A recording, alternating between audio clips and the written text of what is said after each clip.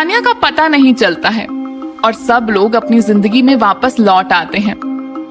कनिका अनीशा के साथ मिलकर अपनी मैगजीन के बारे में कुछ बातें करती है। अनीशा थोड़ी हैरान थी। कनिका की बातों से ऐसा लग रहा था जैसे कनिका ने उसके लिए एक अलग दरवाजा खोल दिया हो। वो खुद को रोक नहीं पाई और उसने कहा, मैम, आपको कैसी मैगजीन चाहिए? जो मैगजीन आंखों को भाती है उन्हीं को खरीदा जाता है, नहीं तो उन्हें फेंक दिया जाता है। कनिका ने कहा, जब भी कोई औरत मैगजीन्स पढ़ती है तब वो न केवल अपने एस्थेटिक टेस्ट बदलती है, साथ ही साथ ये भी देखती है कि कौन सी चीज किस लोकेशन पर पहनी जा सकती है। अगर हम ओकेजन को अपना मेन स्टोरी लाइन लेकर चलें और उस हिसाब से कपड़े, ज्वेलरी और इन सभी चीजों को 3 कैटेगरीज में डिवाइड करें तो उससे हमारे कस्टमर्स की सेटिस्फैक्शन डिफरेंट लेवल तक बढ़ जाएगी। अनीशा खुद को उसकी बात मानने से रोक नहीं पाई और फिर ओकेजन को मेन स्टोरी लाइन लेकर चलना कमाल का आइडिया था और इसके बारे में किसी ने सोचा भी नहीं होगा। अनीशा ने कहा, और बाकी के कंटेंट का क्या? कनिका ने कहा, हर एपिसोड में जो भी कैरेक्टर कवर करेगा उसका एक इंटरव्यू रखा जाएगा और उसे एक ऐसा कंट्रोवर्शियल टॉपिक रखना होगा जिससे विमेन किंग मैगजीन मार्केट में छा जाए।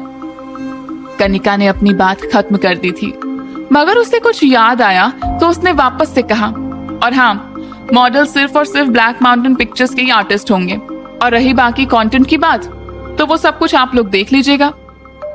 अनीशा ने अपना सर हाँ में हिलाया। उसने कनिका से कुछ नहीं कहा, मगर उसे इस मैगजीन का असली मतलब समझ आ गया था। सिद्धार्थ कनिका के ऑफिस रूम से निकलकर अपने ऑफिस रूम में चला गया। हर्षिता ने भी उसे फॉलो किया। सिद्धार्थ अचानक से पीछे मुड़ा। वो हर्षिता को काफी गुस्से में घूर रहा था। जब तुम्हारी नौटंकी हो जाए तब मुझे बता देना। सिद्धार्थ का ये चेहरा देखकर हर्षिता घबरा गई थी। उसने जल्दी से खुद को संभाला और फिर जो लेटर उसके हाथ में था वो उसे देते हुए बोली, तुम्हें क्या लगता है कि मैं तुम्हें इतनी जल्दी एक्सेप्ट कर लूंगी? कि मेरा रेजिग्नेशन लेटर है, चिंता मत करो, आगे से मैं तुम्हें कभी तंग नहीं करूंगी। सिद्धार्थ कुछ रिएक्ट कर पाता उससे पहले ही हर्षिता ने गेट खोला और वहां से भाग गई। सिद्धार्थ कुछ देर यूं ही खड़ा रहा। वो खुद को रोक नहीं पाया और उसने जल्दी से वो लेटर खोला। उसमें हर्षिता ने काफी सीरियस मैनर में कंटेंट लिखा था। उसे पढ़कर सिद्धार्थ ने उसे कुचलकर अपनी ड्रॉर में रखा और फिर आराम करने लगा। अनीशा का माइंड काफी फ्लेक्सिबल था। वो कनिका की बात को समझ गई थी और उसी को कायम करने के लिए वो सेक्रेटेरिएट के ऑफिस में गई।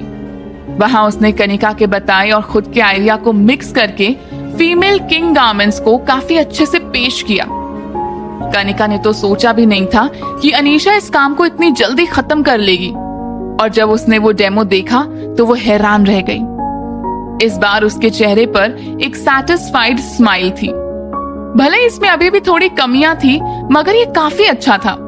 और जो सबसे इंटरेस्टिंग चीज थी वो ये थी कि कनिका और अनीशा दोनों के आइडियाज ऑलमोस्ट सेम ही थे। कनिका ने कहा, जो क्लोथिंग बुक में दिखाई गई है और जो फिजिकल शॉप में है वो दोनों एक दूसरे से अलग है and I like this point. मैंने सिद्धार्थ को शॉप ढूंढने के लिए कह दिया है। एक बार फर्स्ट एपिसोड सेटल हो जाए उसके बाद हम लोग मैचिंग क्लोथिंग ढूंढना शुरू कर देंगे। अनीशा ने तो सोचा भी नहीं था कि कनिका के दिमाग में भी यही आइडिया होगा और वो शॉप ढूंढना भी शुरू कर देगी। इस तरह की बोल्डनेस ऑर्डिनरी नहीं थी। अनीशा ने थोड़ा शर्माते हुए कहा, एक्चुअली ना, मेरा हमेशा से सपना था कि मैं फैशन गाइड बनूं, क्योंकि कई फैशन मैगजीन में जो कपड़े दिखाए जाते हैं वो आंखों को तो बहुत भाते हैं पर हम लोग उसे खरीद नहीं सकते। मैं हमेशा से ही इसलिए एक ऐसी शॉप खोलना चाहती थी जिसमें औरतों के लिए बेस्ट प्राइस में बेस्ट चीजें अवेलेबल हों। कनिका ने कहा, बिरला ग्रुप के अंडर काफी ब्रांड्स हैं और वो छोटे मोटे ब्रांड्स नहीं हैं। अगर ये सब कुछ एक बार अच्छे से हो जाए तो हम लोग इसे ब्लैक माउंटेन पिक्चर्स का क्लोथिंग ब्रांड एडवर्टाइज कर देंगे। अनीशा पहले तो थोड़ी हैरान हो गई, फिर वो हंसने लगी। उसने इतने साल कई कंपनीज के साथ काम किया है और उनमें से एक बिरला ग्रुप भी था। पुराने ब्रांड्स को छोड़कर कोई भी ब्लैक माउंटेन से अच्छा नहीं था, फिर चाहे बात कपड़ों की हो या फिर डिजाइन्स की। और तो और बिरला ग्रुप के अंडर बनाई जाने वाली ज्वेलरी न केवल मुंबई में फेमस थी बल्कि बाहर भी उसके कई खरीदार थे। उसने कई बार सोचा था कि वो बिरला ग्रुप के साथ एडवर्टाइजिंग कोऑपरेशन डिस्कस करे, मगर बिरला ग्रुप की खुद की एक एडवर्टाइजिंग टीम थी, इसलिए उन्हें किसी की जरूरत ही नहीं होती थी। वो कुछ नहीं कर पाए और धीरे धीरे करके अनीशा ने सारी हिम्मत छोड़ दी। उसने विमेन मैगजीन को टॉप पर आने दिया और इसी का नतीजा था कि वो लोग बैंकरप्ट हो गए। लेकिन इस बार बिरला ग्रुप की सीईओ की बातों से अनीशा का एक सपना पूरा हो गया था।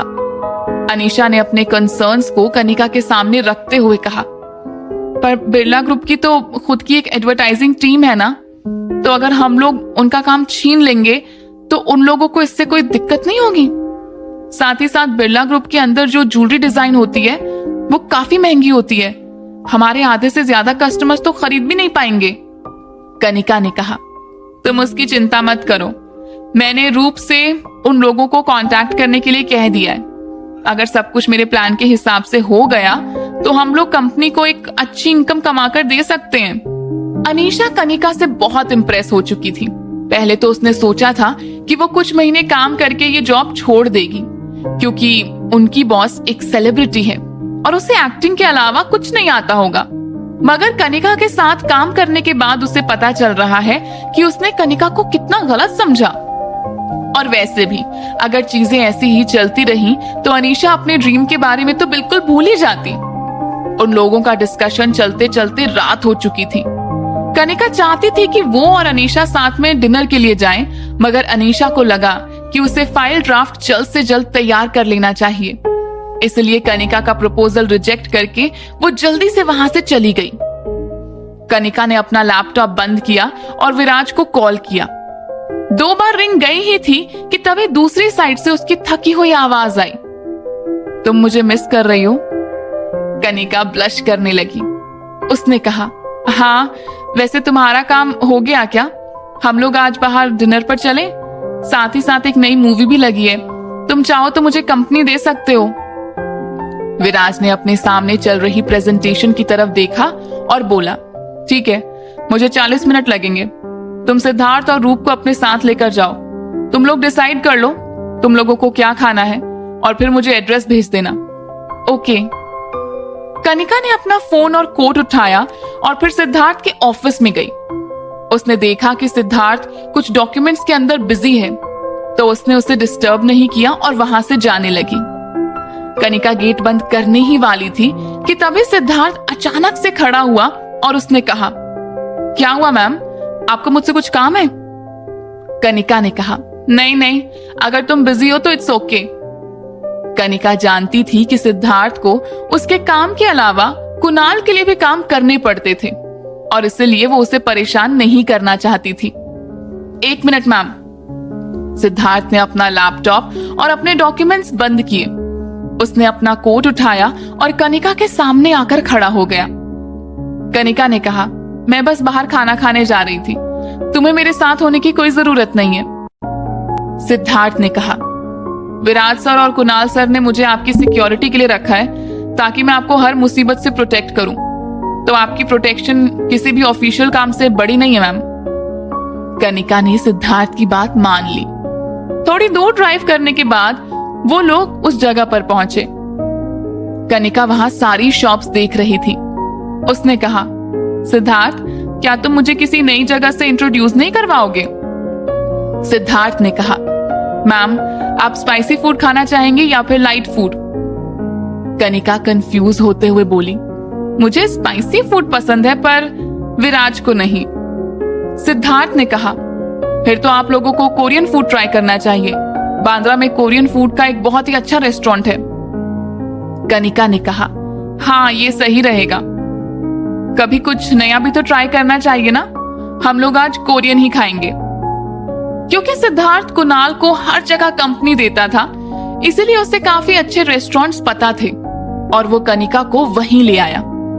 क्योंकि सिद्धार्थ उस जगह से फेमिलियर था, इसलिए उसने जल्दी से कनिका के लिए एक प्राइवेट रूम बुक कर दिया। मैम, मैं बाहर जाकर ऑर्डर देकर आता हूँ। कनिका ने अपना सर हिलाया। फिर सिद्धार्थ के जाने के बाद वो काफी बोर हो रही थी, इसलिए उसने अपना फोन निकाला और एंटरटेनमेंट न्यूज पढ़ने लगी। सिद्धार्थ ने कुछ स्पेशल डिशेस का ऑर्डर दिया था। साथ ही साथ उसने वहां के शेफ को कुछ चीजों का खास ध्यान रखने के लिए कहा था। सब कुछ बताने के बाद जब सिद्धार्थ कनिका के पास जा ही रहा था, तभी उसकी नजर साइड में एक टेबल पर गई, जहां उसे एक फेमिलियर अपीयरेंस दिखाई दी। वो हर्षिता थी। उसने एक फ्लोरल ड्रेस पहन रखी थी। उसने अपने बालों को एक पोनी के अंदर बांध रखा था और साथ ही साथ उसके गले का नेकलेस उसकी अपीयरेंस को काफी नोबेल बना रहा था। उसकी आंखों में खुशी साफ दिखाई दे रही थी और वो मुस्कुराते हुए अपने सामने बैठे आदमी को देखे जा रही थी। सिद्धार्थ मायूस हो गया, पर जब उसने उस आदमी की तरफ देखा तो वो सूट पहनकर आया था। साथ ही साथ वो काफी ज्यादा हैंडसम भी लग रहा था, मगर सिद्धार्थ को उसके इंटेंशंस कुछ अच्छे नहीं लगे। वो वहां से जाने वाला था, मगर फिर उन दोनों की बातें सिद्धार्थ के कानों में गूंजी। उस आदमी ने कहा, हर्षिता, तुमने उस बारे में सोचा जिसके बारे में मैंने लास्ट टाइम मेंशन किया था? उस आदमी ने हर्षिता का हाथ पकड़ा और कहा, अब तो 3 महीने हो गए, इसलिए मैं सोच रहा था कि तुम मुझे मेरा जवाब दे दो। मैंने इस बीच तुम्हें बिल्कुल भी परेशान नहीं किया, क्योंकि मैं चाहता था कि तुम एकदम सोच समझकर मेरी बात का जवाब दो। वो आदमी थोड़ी देर शांत रहा और फिर उसने हर्षिता को मैनिपुलेट करते हुए कहा, हर्षिता, मैं तुमसे प्यार करता हूं। मैं सच में चाहता हूं कि तुम मेरी हो जाओ। मैं तुम्हारे साथ अपनी जिंदगी बिताना चाहता हूं। मैं तुम्हें प्यार देना चाहता हूं जो मुझे आज तक नहीं मिला। बस इसके बाद उसने कुछ नहीं कहा, सिर्फ हर्षिता का चेहरा देखता रहा। ये सुनने के बाद हर्षिता थोड़ी सी घबरा गई और उसने अपना हाथ पीछे खींचना चाहा, पर फिर उसके दिमाग में सिद्धार्थ की उसके लिए फीलिंग्स का ख्याल आया। वैसे भी अब टाइम आ गया था कि वो अपनी एक नई जिंदगी शुरू कर दे। बस ये सोचने के बाद उसने अपना हाथ पीछे नहीं खींचा। क्या करेगी आखिर हर्षिता? क्या इरादे थे उस आदमी के, और क्या सिद्धार्थ उसे बचा पाएगा?